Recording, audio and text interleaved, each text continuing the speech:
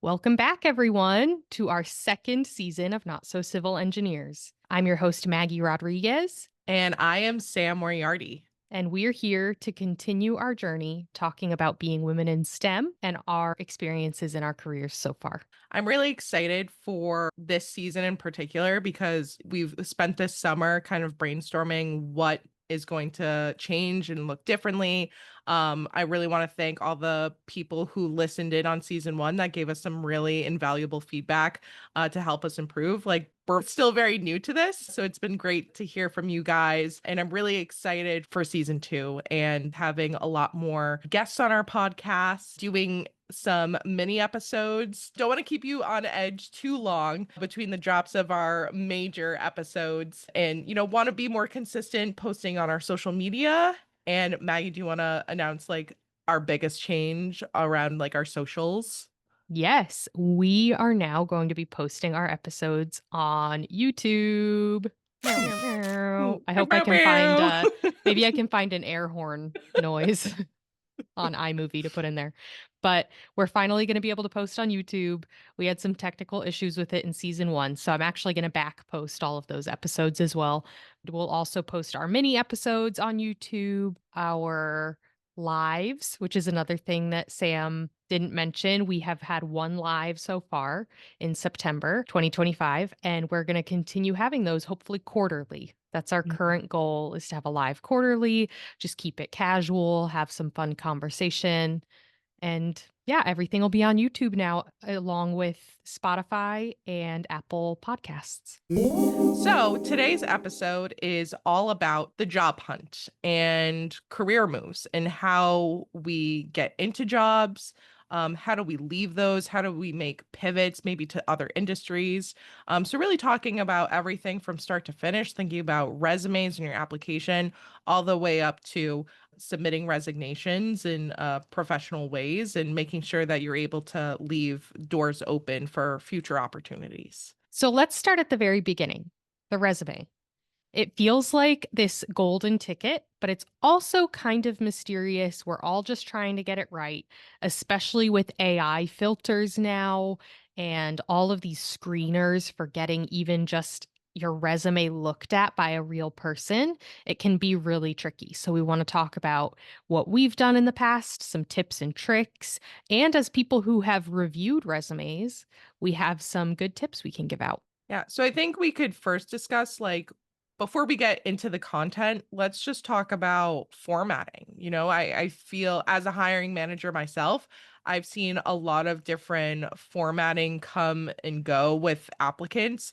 Some might depend on like where they went to school. I know that some colleges have sort of like a standard format that they send to all their students.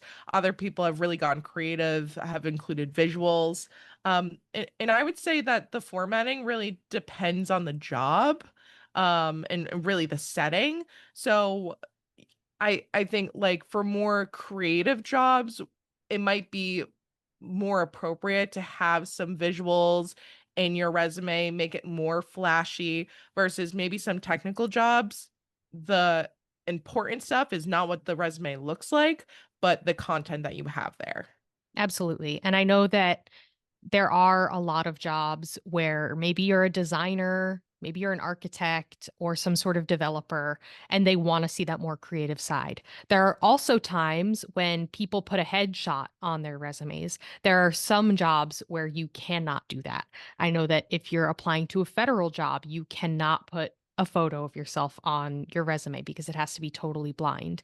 But all of that should be mentioned in the job description on the application page. It'll give you any rules for your resume if they have to be formatted a certain way. Just make sure you're paying attention to that. But other than that, explore the company website of the job that you're applying for. Check out maybe even some LinkedIn profiles for their employees. See what the vibe is. See if it's more creative or if it's kind of more by the book. Even check out the demographic of the people who seem like they're hiring managers, the HR people, to give yourself a better idea of what might resonate with them. Mhm. And I'd say too, like going back to what you were saying about the certain government positions and not including headshots, I think too, as women in STEM and thinking about, the pay gaps that we have, or even looking at diversity challenges that we have with trying to get into male dominated fields. There have been applications that I've sent out that I've put my name as Sam instead of Samantha. Depending on what field you go to, you might not want to include a headshot because you don't want anyone to like have any bias Yeah, against you, like whether you're a woman, if you're a person of color, like I think that all like could unfortunately impact your job search. absolutely. And then when you get into the content of your resume, you're really going to want to tailor it to whatever job you're applying for. My rule of thumb is that you should always make a new resume that's specific to whatever position you're applying for. A lot of the content will probably stay the same with regard to what you did at certain roles and your education experience and things like that. But you're going to want to throw in keywords from their job description. You're going to want to highlight certain parts of your experience more than you would have for other roles that you've applied for, depending on the focuses of the jobs that you're looking to get. I even go as far as looking at the job description itself of the role that I'm applying for and making sure that I'm taking some of the keywords from there and incorporating it into my resume and like literally doing swaps. When you were on the job hunt and you were applying for like different roles that maybe the job responsibilities were a little bit different, did you make different resumes like for those different job applications, like make some small tweaks? Like what did Oh, yeah. I like save a totally new file for each one. Mhm. I also have, it's controversial, but I run my resume and a job description through ChatGPT to see how it can align better. And you can ask it to ask you questions, to clarify things, but it will also put keywords in or tell you where you can swap them out to match the job description better. And that might help you get through some of those initial filters to get to a real hiring manager. Yeah, and I would say too, thinking of the different job experiences that you have on your resume, like tailoring, like if you're applying to similar roles, really expanding on those experiences and really getting detailed with like what your day to day was or what some of your accomplishments were. I don't know if this is just my company or if this is something that's more like standard, but if you include job experiences, even if they're not directly related to the role that you're applying for, you could still list them as previous roles that you've held. Because when the talent acquisition partner, like if you get to a point where they're ready to do sort of that comp and equity assessment, they're really looking at your whole job portfolio, and they could give certain percentages of years of experience to those unrelated roles, which can actually help you negotiate a higher salary. So I know that like I've seen some students and I've gone to some outreach events where they've, shown me their resume and I was like, well, what else, what's missing from here? Like I'm seeing your co-op experiences, but do you do anything on campus? Do you do anything off campus? Like, do you even have like a volunteer work that you've done? Like any experience like that, it should be on your resume because it helps tell a story. And like I said, it could help you with your salary. Yes, that's really good advice for people who are new and students. I do think that as you move along in your career, you can take off, some of those like unrelated student jobs Yes. um, and volunteer work from high school or college. Those can kind of fall off as you gain more professional experience. But as a student applying to your first job, you want to throw everything onto there that you can. Mhm. Yeah, absolutely. And even like I recently helped my cousin with his resume and he's looking to get more into like cybersecurity and IT, but his background is not that at all. And he had bounced around to different companies like over different years. Like he was working at a company, he left and moved, and then he moved back and worked at that same company again. How do you condense that experience into maybe one blurb as opposed to saying, "Oh yeah, I worked here for a couple years, then I left, then I came back and I was kind of doing the same role." Like you can just put that all into like one blurb with like different dates, or just put like number of years of service that you worked there as opposed to like splitting up the dates, because I know some employers too are kind of picky about, oh, like why did you bounce around so much? That's a good tip. Just putting the number of years worked there rather than the Mhm. dates. A really good thing to do when you're writing a description of what you did at a certain job is to add measurable metrics and results versus just generic statements about what duties you held. Like you want to encompass details that you would typically put in a cover letter or things like that, but have a really nice summary of them on your resume.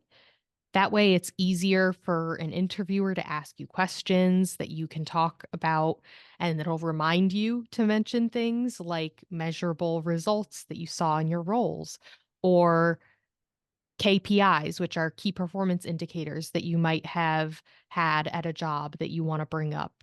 You also want to only include things that you are 100% certain on and that you are confident in, especially if you expect technical questions at your interview. You really want to be on the ball. Yeah, absolutely. First, when it comes to the details, we can ask generic questions about, tell us about this role. But if you have more specific details around those like metrics or accomplishments that you have, that gives us a better idea of like your story or your narrative, like in your experience in that role. And to Maggie's point, like it can remind you of things that you can add that I think a lot of us experience that general anxiety or nervousness when we're in interviews. So being able to rely back on your resume and like remember things, like using your resume is going to help you really impress those people like on the interview panel. When I was transitioning jobs and I was going from a technical role into a supervisor role, the position that I was applying for, it was either going to be a technical position or a supervisor position. They were trying to see how it was going to be the best fit. I did put a lot of technical material on my resume, and I remember being asked a question that was super specific to a type of device that I was working on, and I was not 100% confident in that, and they called me on it right away.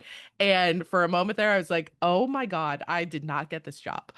But that was actually when they decided that my, interpersonal skills were really, like, much higher than maybe some of my technical skills, and that's when they decided to put me into, like, that leadership position as opposed to just a strictly technical, like, individual They contributor. said she can't But handle this.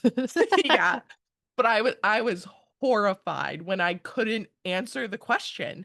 And thankfully, like, the interview panel that I was on was really supportive, and they're like, "It's okay if you didn't know this. We just wanted to gauge like what your technical knowledge of this was on." But it was a huge reminder, like, if it's on your resume, make sure if you're going into a technical role that you are brushing up on it and can 100% speak to it. Oh, yeah. Have you had technical interviews in the sense of like any sort of test? Not Not tests, but I have been asked, like, technical questions, like asking, questions. Electrical safety is a really big part of what we do with testing medical devices and understanding the foundational principles. There are some specific questions that we ask, like, all of our candidates around, like, if they have any experience with working on devices. Um, and I know that for our engineering group, now people interviewing for an engineering role have to make a presentation to then share with a panel of clinical engineers. And that preparation, I think, is like a bit more than your traditional, like, here's my resume, here's my cover letter, like, ask me questions. Oh, yeah. Uh, but that would be like my only experience with, but nothing like specific around tests. Yeah, I read sometimes on LinkedIn or I hear people tell stories about technical interviews for jobs in IT or jobs in cybersecurity, things like that. I would be so stressed. I can't imagine having to do a test to get a job. That is scary. Most of my jobs, I haven't even had a formal interview. I like just kind of got hired, Mhm. but so I can't imagine that. Yeah. But when it comes to submitting resume cover letter, some people wonder if a cover letter's worth it. I think they absolutely are. I think that if there's an option to submit a cover letter, you should submit a cover letter because it's not only that it allows you to share more about yourself, which some people have the mindset of, well, they can just ask me in the interview.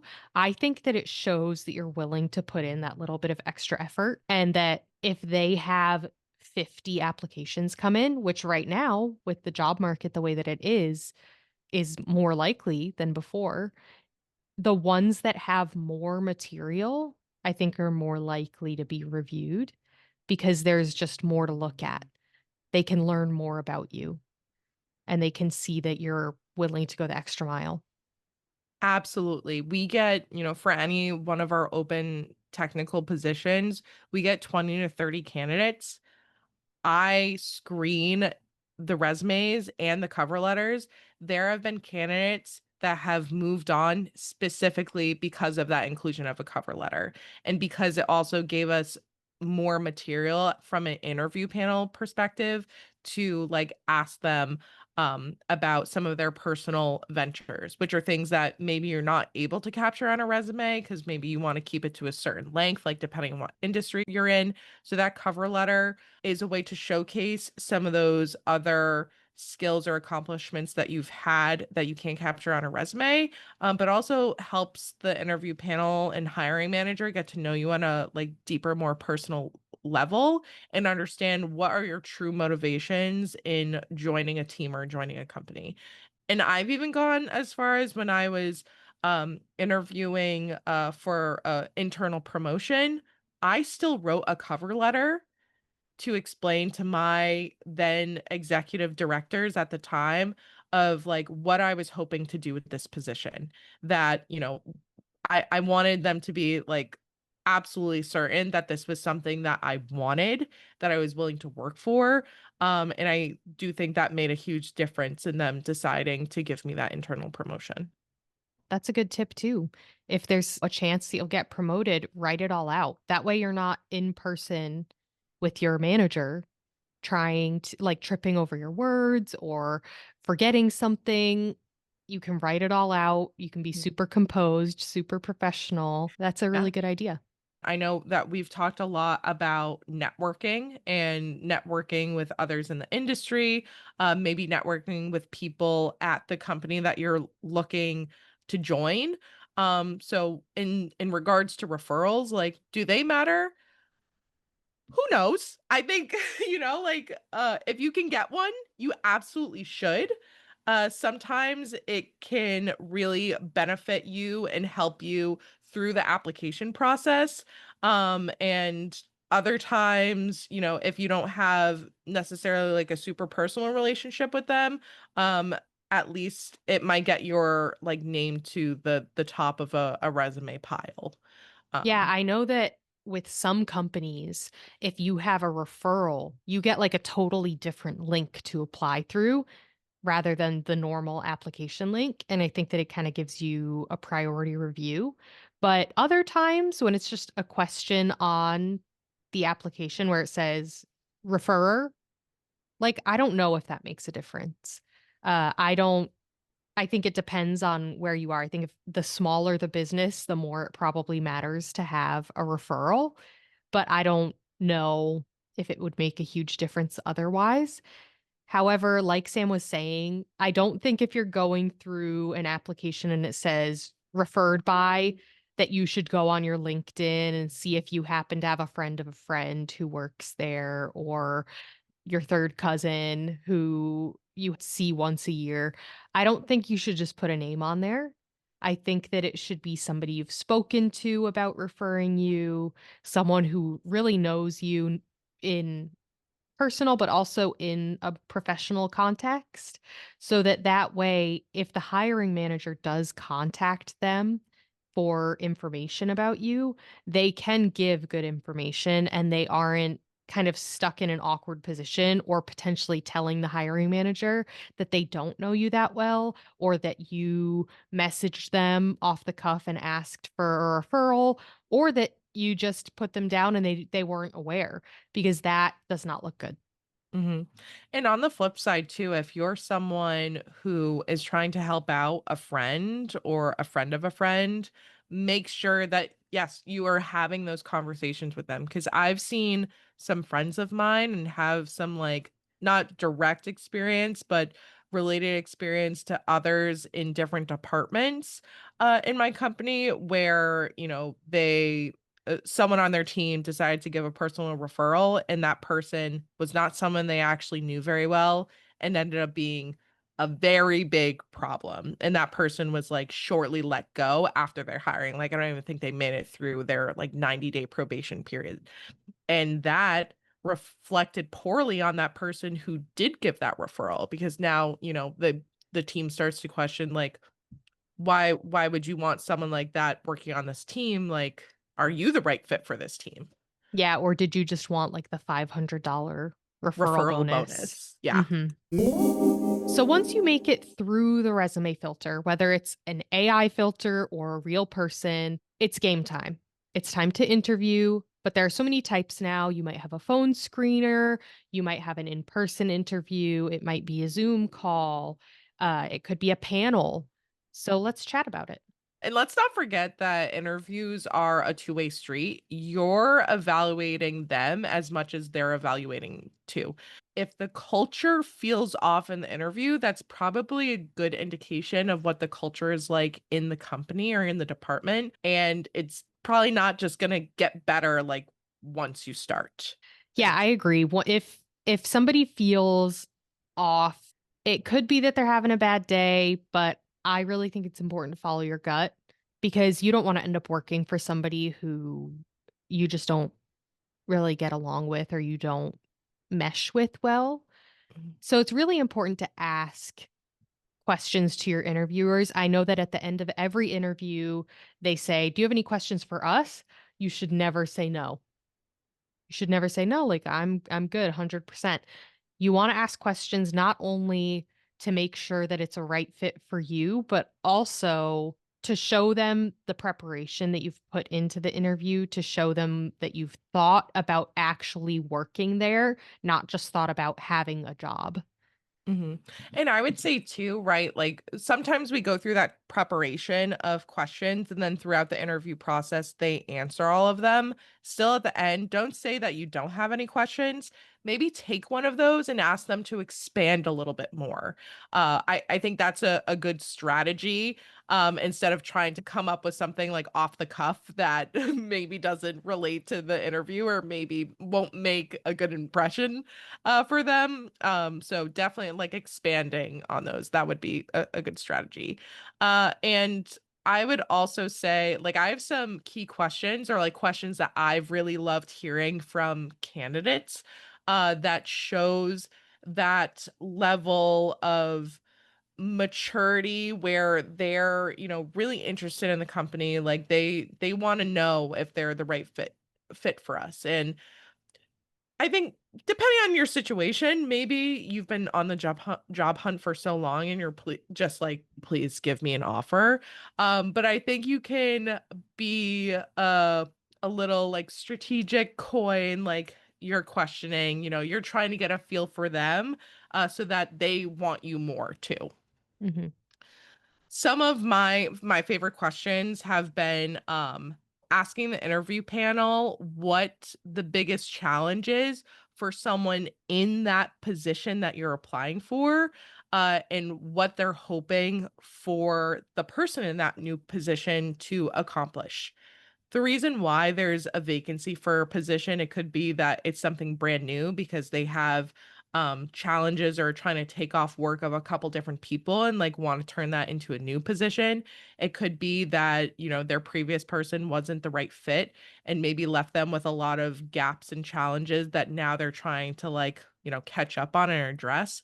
So I think that question, like, makes the interview panel think for a minute too about what they're looking for, and I think that's also a question that you could build on and have a response to depending on what they say. Like if they're looking for this, you could say, "Oh, well, I actually have experience XYZ, that maybe you didn't get to talk about in like the interview questions before." Yeah, that's a really good one because if they bring up a challenge that's something that you faced before, gives you the perfect opportunity to show why you're a good candidate. Mhm.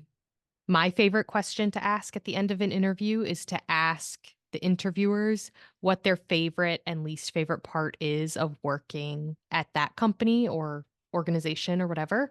I think it gives them the opportunity to talk about themselves a little bit, which I believe makes your interview more memorable because people like it to kind of be a give and take.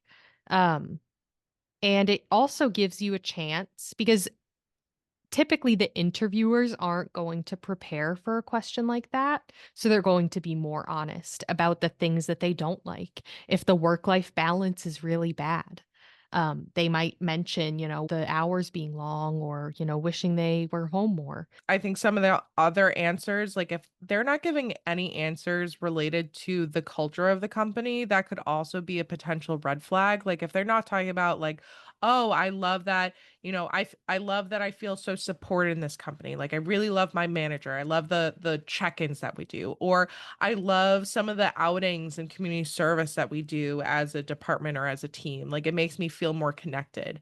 I love having a hybrid schedule and having flexibility. Those are all really important cultural questions, or uh, those are really important cultural like attributes that could really make or break a work experience.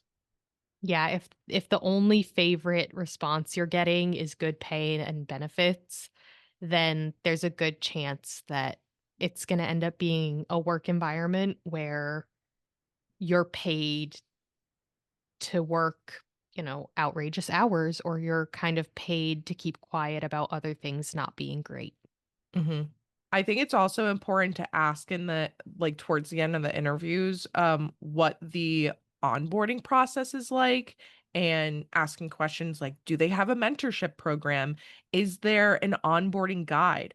Are there specific milestones that they want you to reach in the first 90 days, in the first 6 months, in the first year? I've worked at places where the onboarding wasn't really great and that did not help me in my role. It was a lot of like thrown to the wolves, like figure it out on your own versus like I'm someone who's type A and I love schedule, I love structure.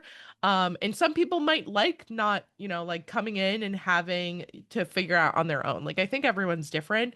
But for me, it was really important to ask about the onboarding and mentorship because I want to make sure that, if I have questions, that I'm not feeling like I'm inconveniencing my, like, new coworkers by, like, asking them things. I love, like, interacting with the new hires and getting to know them. I know that onboarding guides can also feel a little bit generic. So it is really important to know if they have a mentorship program, if they're going to assign you someone specific to walk you through those first weeks or months of your role, because having kind of an assigned person to ask questions to makes you feel a little bit more comfortable going to them and not just kind of like being like, "Oh, well, I've asked this person a question recently. Maybe I'll ask somebody else," and trying to like jump around and feel a little awkward about who you should go to. Right, and mentorship doesn't have to be your boss, it doesn't have to be your supervisor or manager, it could be a peer mentor, and I find those to be really helpful because there could be questions that I wanna ask, like, how do you get to work every day? Like, what's your commute look like? Depending, like, are you in an urban area, like a city that maybe you're using more public transit, or are you taking your car and are you parking in the best spot? I also another question that I wish I had asked at the interview for my job now is what growth looks like for the role that you are trying to get. If there's a ladder, if it's a step on a ladder, or if it would just be more of an organic growth. And if it's not really predetermined, what are potential next steps from the role that you're applying for? And I think that's a really important question to ask, even in the beginning, because it gives you a framework for what you're working towards. Because, for example, with the job I have now, when I started, I felt a little bit lost in the sense of not knowing what I was working towards. Because, of course, I know what the roles are for my job and what tasks I need to complete.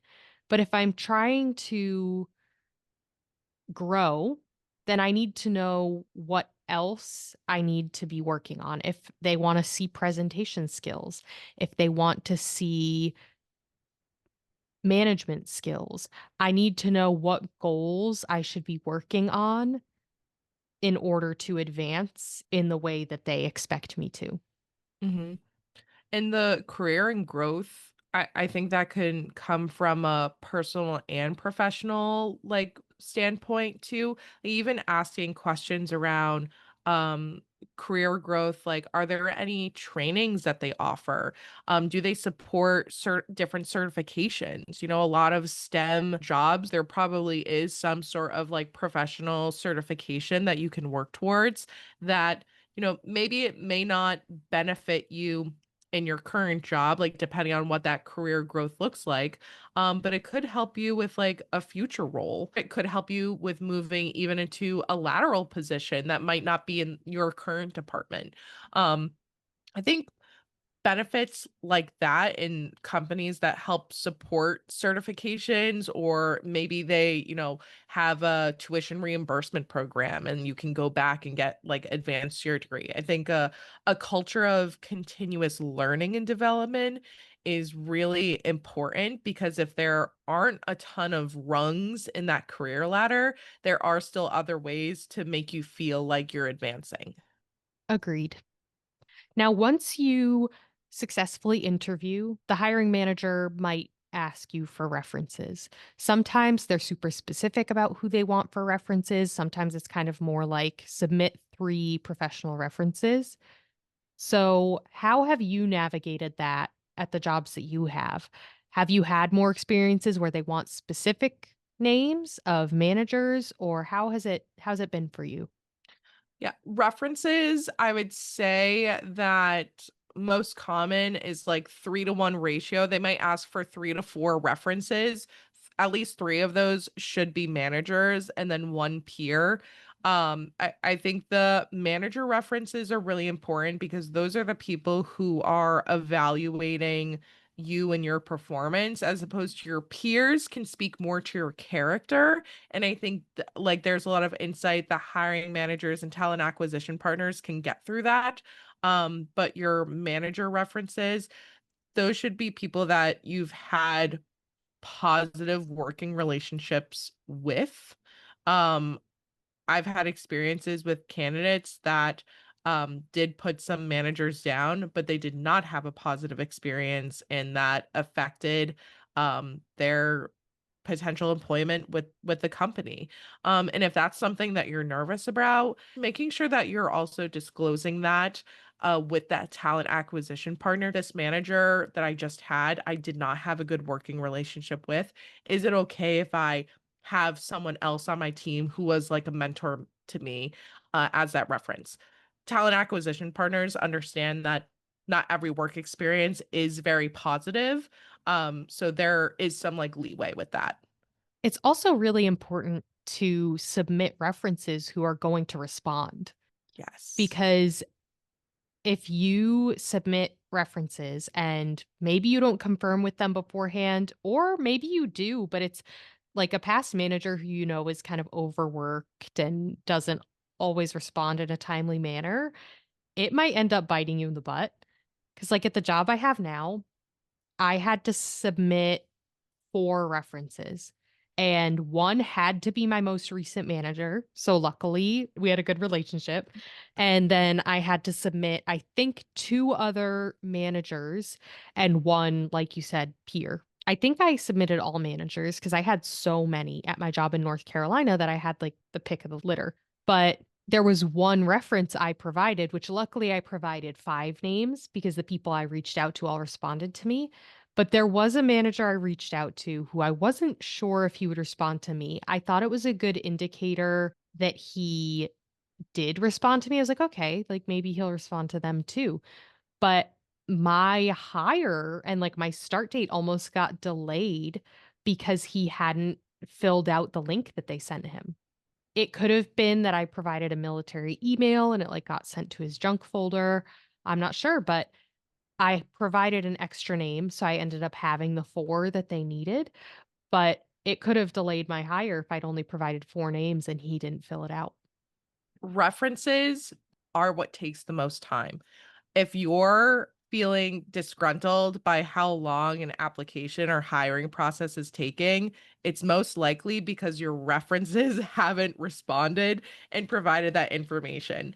Companies like have policies where they cannot accept less than a certain number of references Mhm. in order to move you forward. And it's impacted candidates where someone else was chosen over them, even though they were great because they didn't have those references in time. And something that, my team and I started doing was that at the end of an interview, if we already knew that this was someone that we wanted to move forward with references to, kind of check before potentially extending them an offer, we tell them at the end of that interview, hey, this is part of the next steps. Talent acquisition HR is going to be reaching out for references.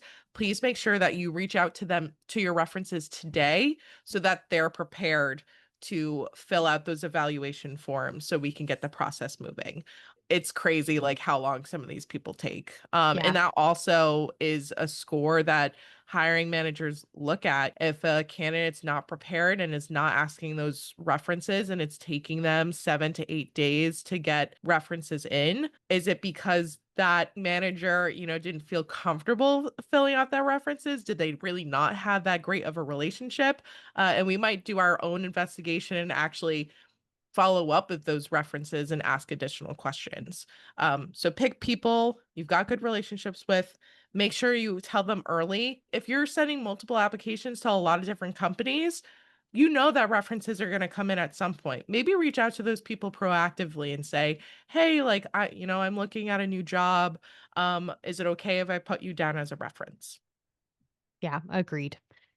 And in those tough situations, like you said, Sam, where you have to put your most recent manager and it wasn't necessarily the best fit, which is why you're leaving the job, you're in a pickle. So you can talk to the hiring manager, like if they don't know that you're leaving yet, because if you don't get a job, then you're not leaving. You could tell the hiring manager that you aren't informing your current employer that you're leaving until you have an offer. And maybe you could see if you could get a conditional offer, or you could see if they're willing to accept your last annual evaluation, or if they are willing to take an alternate contact from that job. Like maybe if there's a manager you had who actually left, maybe you could submit them or another coworker who had left because it is tricky. And I think that HR and talent acquisition people do recognize that references can be really tricky when you're still at a job. So I think they're typically willing to work with you if they view you as a serious candidate. Absolutely. Absolutely. Sometimes it's not just about finding a job. It's about making a move. Maybe you're after a promotion or trying to pivot into a totally different industry, but navigating those different moves is also really important. Something that I think about when transitioning roles either to a different industry or in a promotion is identifying transferable skills. And I actually went to a conference this past summer. There was a group that was talking about their attraction strategies and like looking at the talent pool. And they actually had some really great examples of like where they've used transferable skills from other industries and were able to make some really great hires, and just kind of show that it is possible to go from, something completely different to this really technical role. One of the examples that we had at this conference was there was a barista who would work on the espresso machines when they went down because at their company, it was really difficult to get someone same day on site to do those repairs. So this person, did some YouTubing, looked at the manuals of the espresso machine and would actually be able to fix those like on site. And they decided after a family member had experienced medical issues that they wanted to transition industries into what I do in healthcare technology management. And they made that leap. And that was something that their company, like when they were looking at their resume, they're like, tell us more about that. Like what was your troubleshooting? Like what sort of like critical thinking did you use? What resources and tools that you use? And he basically like knocked this interview out of the ballpark, and was able to really successfully transition from being a barista to now being a biomed equipment technician working at a really great hospital. So I think that's a great example of like using those transferable skills from different industries. And that when you're looking at job descriptions, maybe there are things from past roles on paper didn't seem as technical that you can take and incorporate into your resume or cover letter. That story gave me chills. I'm such a nerd. I'm like such a nerd now. I see memes online all the time about like, it's like, since I became a mom, I cry every time I watch a parade. And I'm like, no, but really, like, I cry all the time. I'm like, oh, they must be so proud. That's me. I'm so proud of that barista. I I'm love my tearing up right now. baristas. I'm tearing up right now.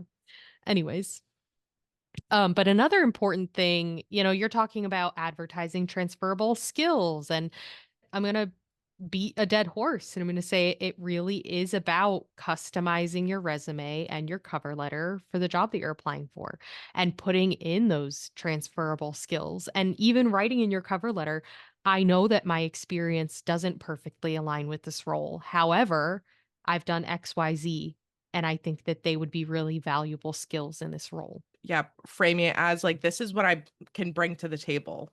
And like maybe my new perspective is exactly what you guys need to fix some of the challenges or to really help build on your like team portfolio and like the diversity within the team.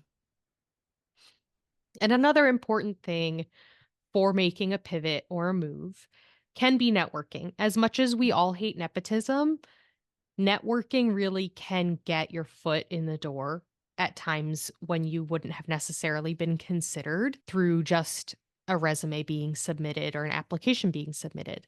So Mhm. if you want to network at your own company, say for a promotion, you're going to want to meet somebody who's in the role that you want to maybe be your kind of unofficial mentor so that you can ask them questions about how you can work towards being better at the things that they do, what kind of skills they have that maybe other people don't realize are very important for the role.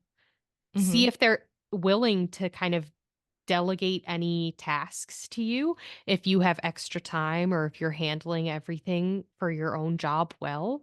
Maybe they have reports that they run that you could help with just to kind of see the behind the scenes of that role, get a little bit of experience with it, maybe a software that you don't typically use, that then when you're applying for that role or you're interviewing for that role, you can say, I actually do have experience with this software because I've been assisting somebody with their reports to try and see what the role is like.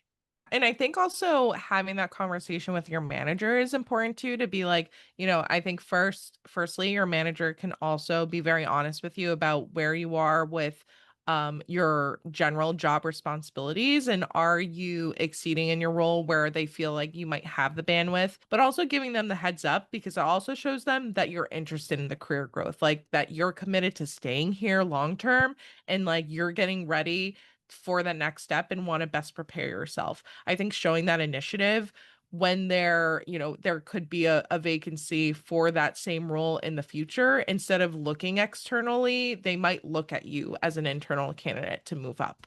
And I think there's different ways to do that networking too within your own company. Depending on your role, like you could be fully remote, or maybe you're hybrid, or you're on site all the time. But sending emails or even like Teams messages, if you have some sort of like communication platform, to just be like, hey, I know we haven't met. I've been with the company for this long. I'm really interested in like growing. And, like maybe you had talked to your manager. My manager thought it would be a great idea if I connected with you and kind of talked to you about your role a little bit. Or if like you haven't had that conversation with your manager, just saying saying like, "I'm really interested in what you do. Like, would love to like sit down and have like virtual coffee or in-person coffee and just chat about like your experience in the company and how you got to where you are." I did that same thing with my old VP. I did a little digging on LinkedIn because it was my boss's boss. And I found out that he had actually gone to WPI way, way back. But I was like, okay, this is like my common thread. I just want to like pick his brain about how did he become a VP? Like what path did he take?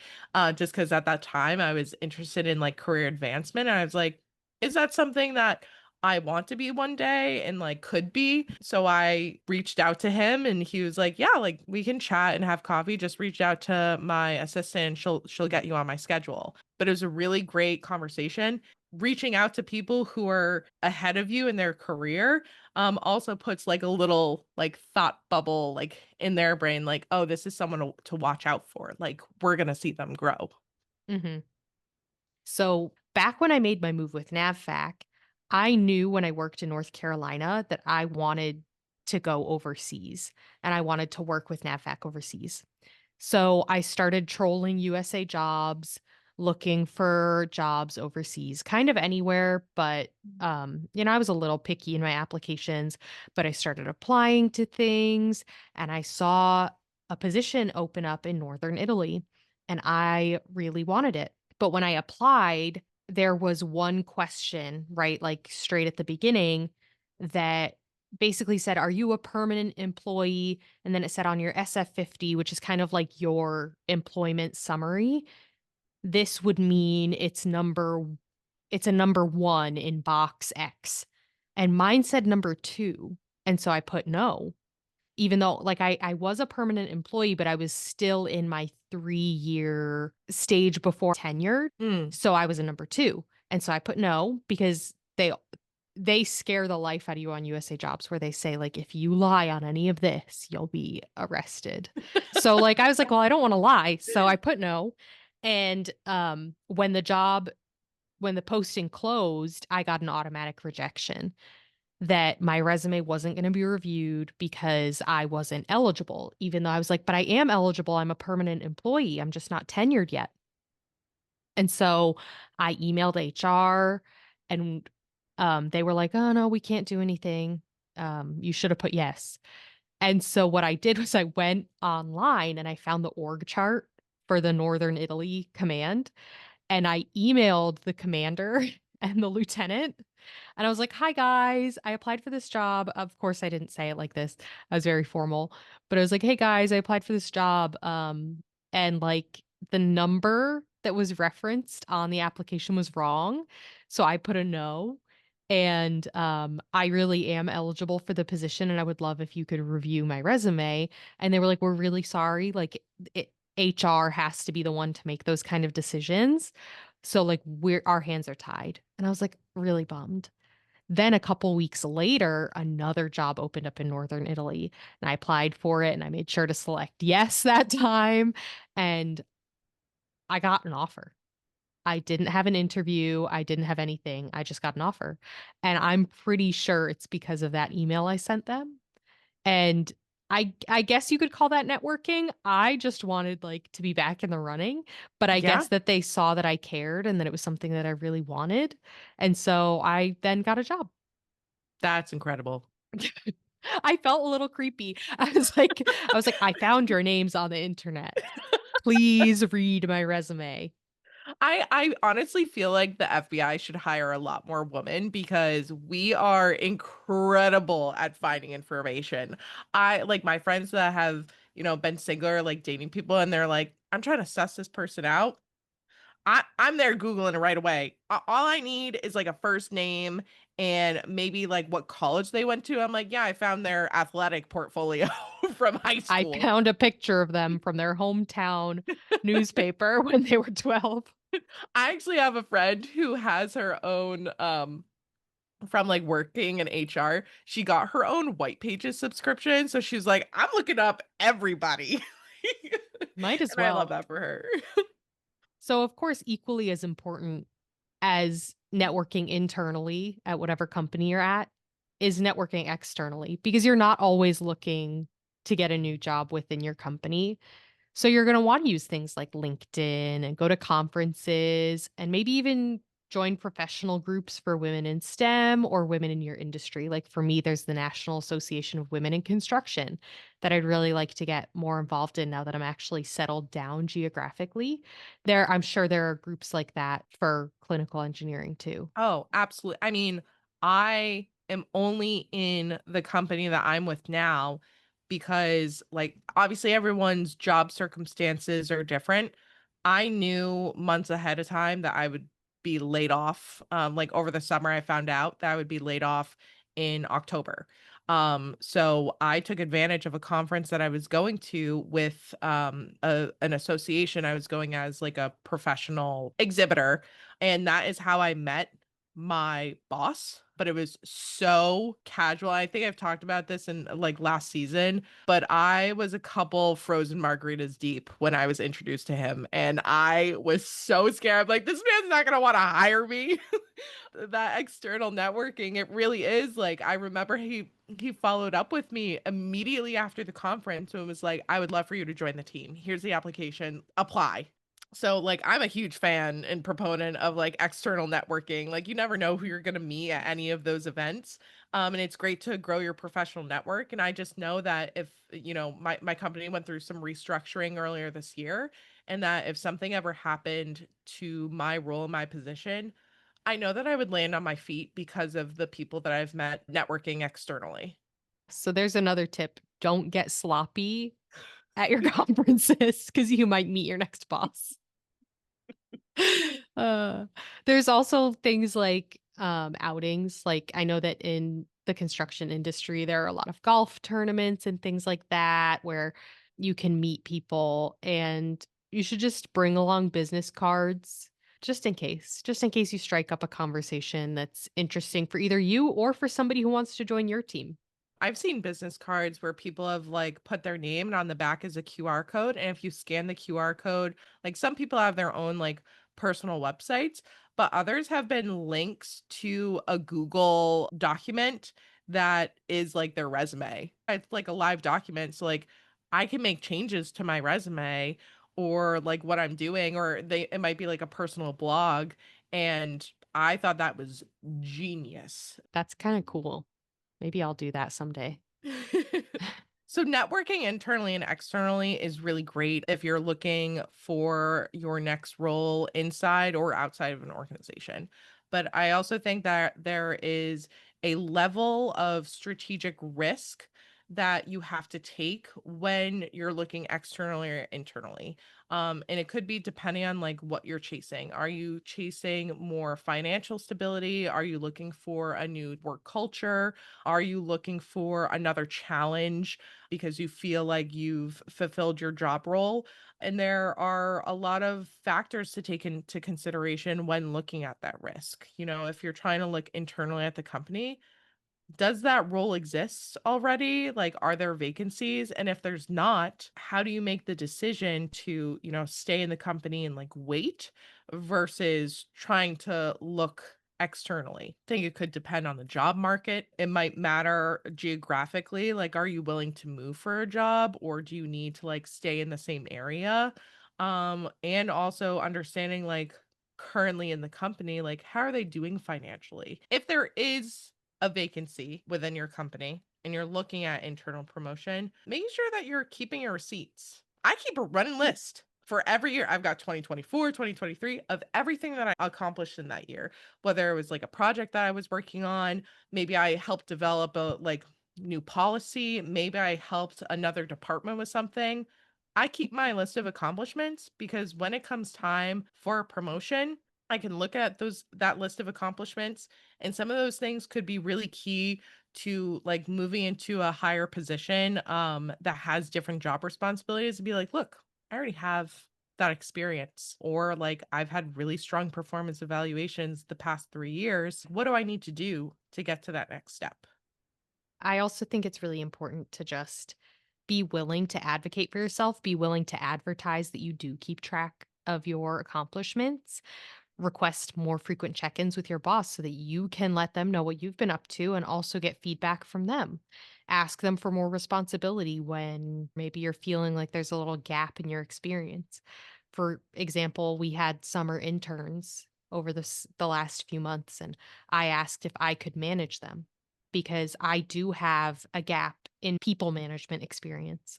And I would like to get some of that because I know that in order to move up and to be promoted, that's going to be something that is looked at as a negative for me. And even if you're not even looking at management, but just looking at other technical roles, asking if you can get involved in multidisciplinary projects where maybe they need someone with your current expertise to help out, but there's still a lot that you're learning from working with those other teams that can help you join their team. I think that's also a great networking opportunity to like chat with people in that team, and basically like show your worth and like that you're trustworthy and reliable, and a good team player.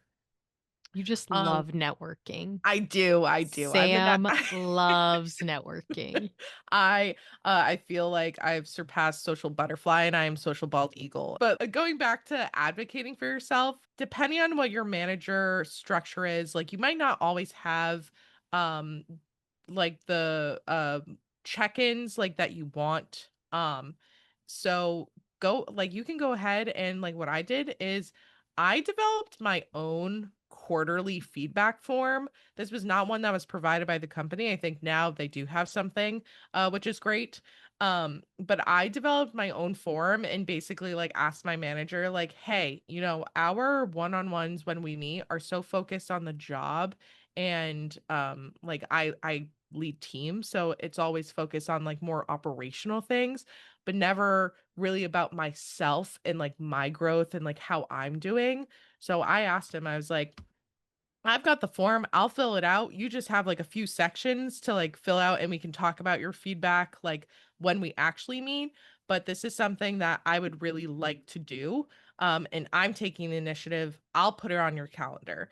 And that really helped me. And now it's like just an expectation that we have like every quarter is that we have these development conversations. And it's been really great to do those check-ins to see like how my goals change throughout the year. Like what I wanted to do, even short term, and even looking at long term, over the next 5 years, what I want to accomplish now, like at the end of this year, where I'm like, maybe I don't want to go get my PhD. My Maybe I was a goals little overzealous. but like my goals do change and like now I'm, taking into account more like personal goals that I have like within my, personal life and like the things that I want.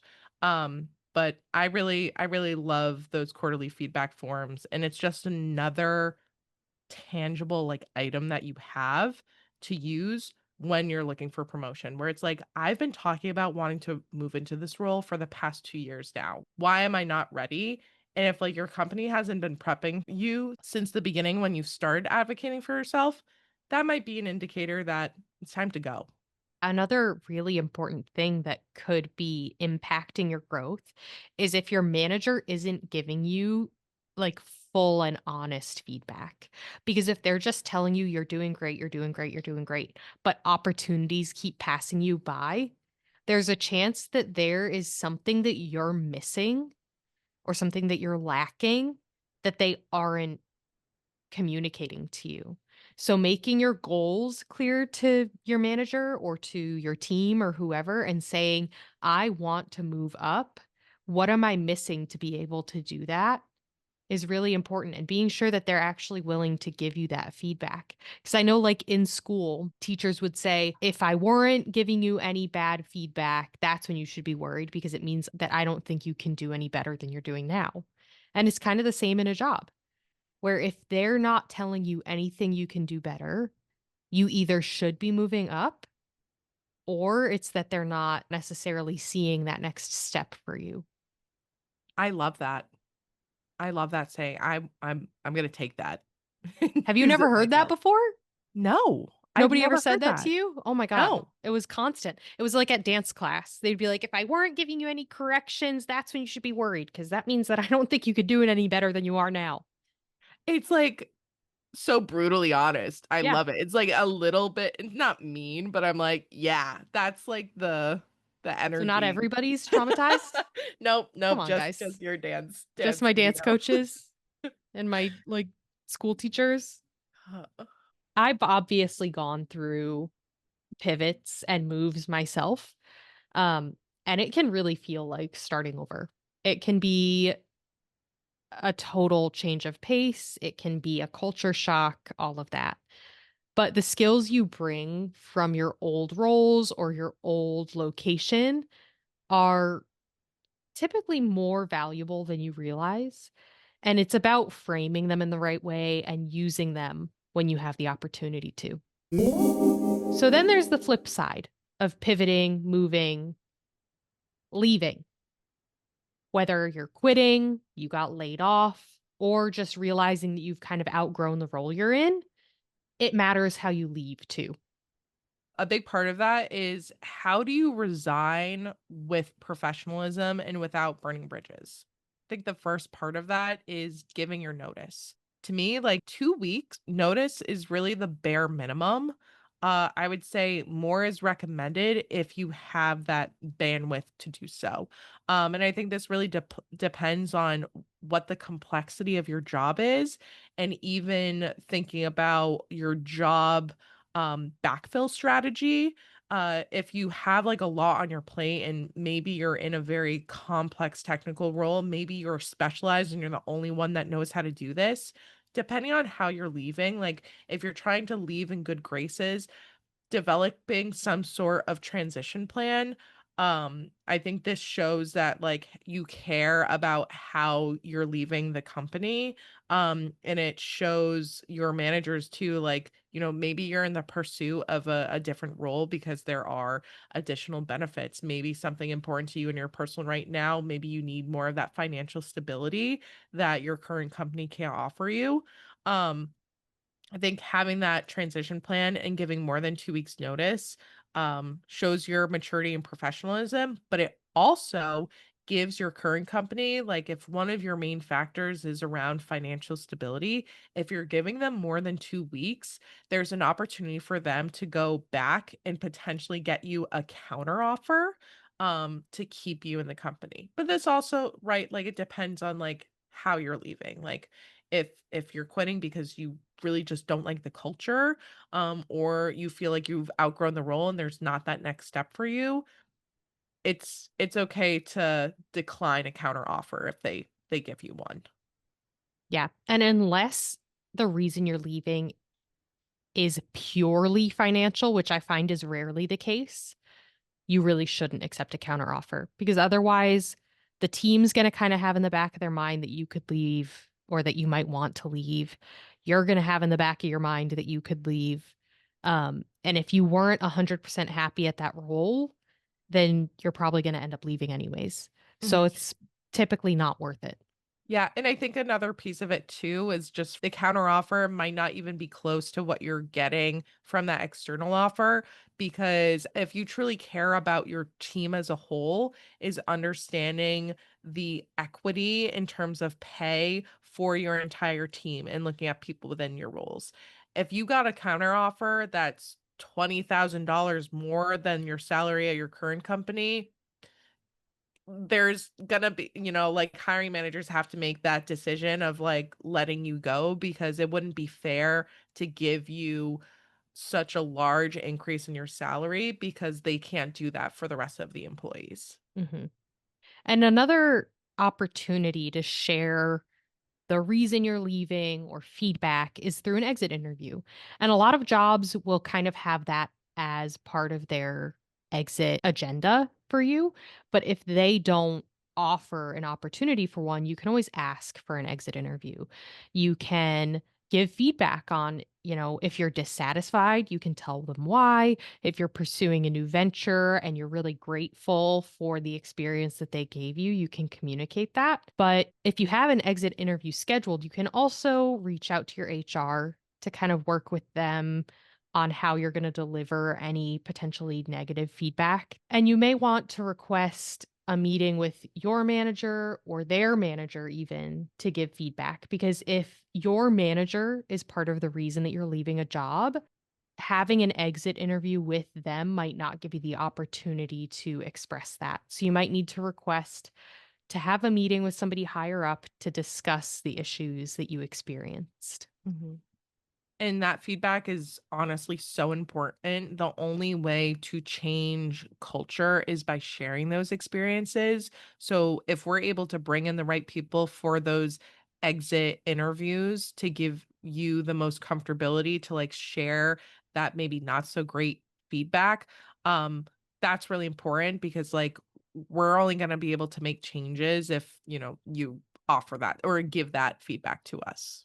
But also, there's a lot of emotions that go with leaving a job. There's fear, there could be some tremendous relief, and there's also excitement for what comes next. And as someone who was laid off, I will say that I had a lot of mixed feelings about that. I was an extremely high performer on my team. I was even put on the New York Stock Exchange for being a frontline employee and got a personal email from the head of this enormous company. So even though I felt like I was so important to the company's mission, I still got laid off. Corporate America does not wait up for anyone. They do not care. And that was a really hard pill for me to swallow because I thought that they would take every avenue possible to try and keep me. And there was a position that they tried to offer me, but it wasn't going to offer me the advancement that I wanted. It was really just a move to try to save face and like try to say that they tried to keep me. Thankfully, I had a really great support system, like helping me through that transition. Like my team at my old company was super involved in making sure that they did check ins on me because I had several months in advance. So they're like, we want to know what your next move is. I was able to land on my feet and really use my networking skills and the people that I met to help me with that. Uh, and I like also feel that there's always going to be a little bit of anxiety and fear through that transition of starting somewhere new. And I kind of attribute it to your inner child coming out of, like when you're starting somewhere new with new people, like, are they going to like me? Am I gonna make a good first impression? How do I dress for the first day? Like, I don't wanna come off, like, too professional, but too lax, and what is my game plan? Like, who am I gonna try to befriend first? Like, what things am I gonna, like, put up at my desk that are gonna maybe, like, attract the right people who are like-minded to me and, like, make friends? Um, but I think that that fear and anxiety is just very natural. It's not something that you should shy away from. I think you should really like lean into it because it'll help you like process getting through that first day. And you'll find out after the first day it's really not as scary as you thought. And I think that something that's really important when you do move jobs is to kind of keep your relationships alive with the people that you used to work with. I mean, unless it was like a horrible work environment and you never, ever, ever want to think about it again. Let's talk about Sam's favorite thing, networking. It is important to maintain your network because the people that you used to work with at X company might not be there forever and they might transfer somewhere that you're later interested in. So staying connected on LinkedIn or even connecting on other social media once you're not working together anymore, like Instagram or Facebook, might give you kind of some opportunity for a personal relationship that you couldn't really have when you either worked together or when was your manager. Asking about the outcomes of big projects or initiatives that you were involved in lets them know that you do care and that you like think about the team that you left behind. So asking how a project wrapped up or if they ended up finishing something on time or how a big contract change ended up resolving. It'll let them know that you're still thinking of the team, that you didn't leave and just leave them in the dust. Because if anyone ever contacts you with questions when you leave, if the person who took over your roles from you has a question about something, maybe you had a document that you never sent them or something like that, and they're asking where it's stored, you should answer. You should absolutely answer. I know that they're not paying you anymore, and you might, feel like maybe it's not your job anymore, and it's not. But just to kind of keep that professional etiquette and professional courtesy, I would offer the help that you can without majorly inconveniencing yourself. And you won't be out of luck if you try to utilize those relationships later in your career. Absolutely. And even if you don't use them in your career and just like want to have those people like in your life in some capacity, like my old company, I do probably at this point like twice a year we go out to dinner together and just are able to like catch up on things and reflect and commiserate if we're in like similar roles or like oh my god like you guys are still having that problem and it's been 3 years now. But it's great to, like, keep up with them in real life. So, whether you're sending out resumes right now, or prepping for your dream interview, or secretly drafting a resignation letter, remember, you're not alone. We've all been through it. Your career is a journey. It's not a straight ladder, it's not an escalator. Sometimes you climb up, sometimes you pivot sideways, you go down, and most of all, you're moving forward through all of that, and that's really the best part of it. It's like shoots and ladders. It is like Chutes and Ladders. So, thank you all for tuning in to Not So Civil Engineers. If you like this episode, follow us, share it with your friends, maybe someone's job hunting, share it with them. Stay tuned for our next one. Check us out on Instagram at Not So Civil Pod for updates about our upcoming content. And remember, keep it civil. At least a little. Bye.